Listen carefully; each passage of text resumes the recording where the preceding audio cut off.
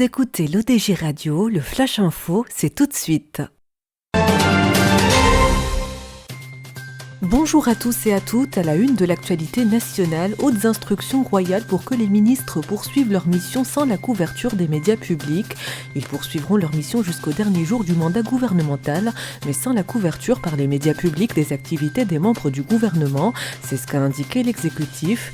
Plus précisément, l'instruction royale veut que les activités gouvernementales soient limitées exclusivement aux cadres, aux responsables et aux partis directement concernés. C'est ce qu'a indiqué dans un communiqué Saïd Hamzazi, porte-parole du gouvernement. L'objectif de cette directive royale est de garantir à l'égard de tous les partis politiques non représentés au gouvernement le principe d'équité à l'approche des élections. Un test salivaire 100% marocain produit par Gigalab a été autorisé par le ministère de la Santé. L'unité industrielle n'attend que le feu vert du ministère pour sa commercialisation et sa généralisation en pharmacie, selon Média24. Le test serait facile à utiliser et ne nécessite pas l'intervention d'un professionnel de la santé. Il va coûter entre 80 et 110 dirhams. La boîte sera commercialisée sous deux formes, une boîte unitaire et une boîte de 25 tests. Gigalab dispose d'une capacité de production de 2 millions de tests par mois et compte aussi exporter ce produit en Afrique. Pour rappel, cette entreprise marocaine de biotechnologie produit déjà près de 6 millions de tests PCR marocains par mois, ainsi que des tests sérologiques. Le Maroc a dépassé la barre des 9 millions de personnes vaccinées avec une première dose, selon le ministère de la Santé. Plus de 5 millions et 800 000 personnes sont entièrement vaccinées dans le royaume.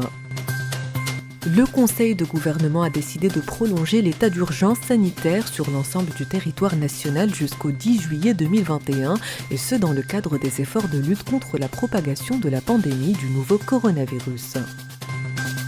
Dans l'actualité internationale, la France va ouvrir la vaccination aux 12 à 18 ans à partir de la mi-juin. C'est ce qu'a annoncé le président Emmanuel Macron. La France a récemment ouvert la vaccination anti-Covid à tous les adultes, ce qui représente une étape importante dans la stratégie gouvernementale de lutte contre la pandémie.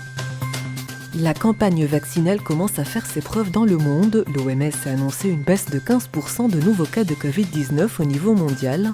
En revanche, le nombre de cas a augmenté de 22% en Afrique et de 6% dans le Pacifique occidental. Incroyable mais vrai, l'artiste italien Salvatore Garo a réussi à vendre une œuvre invisible. La sculpture invisible baptisée Io sono, je suis en français, a été vendue aux enchères pour près de 15 000 € selon les médias italiens. L'artiste parle d'une œuvre immatérielle. Pour lui, l'œuvre existe bel et bien, du moins dans son esprit.